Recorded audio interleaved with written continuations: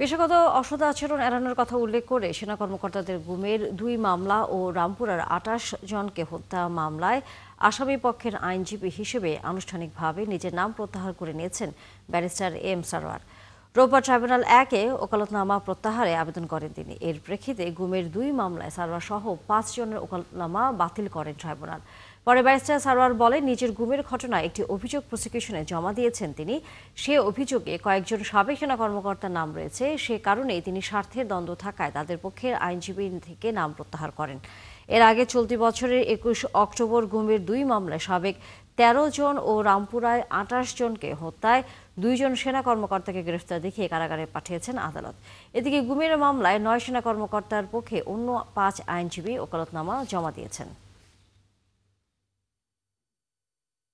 অত্যন্ত strong defence case রয়েছে। আপনারা জানেন যে কাউকে শাস্তি দিতে হলে দেখাতে হবে সে অফেন্স করেছে এবং তার গিল্টি মাইন্ড আছে।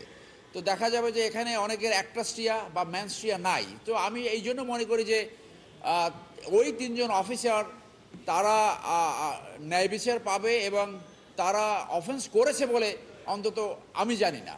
সেই জন্য আমি মনে করি যে তাদের কেসটা অত্যন্ত স্ট্রং ডিফেন্স কেস তাদের রয়েছে। কিন্তু এই ইস্যুর কারণে যে আমি যে আবেদন করেছি সেই ধরনের আসামি এখানে থাকার কারণে আমি আসলে তাদের আর ডিফেন্স লয়ার থাকার কোনো সুযোগ নাই।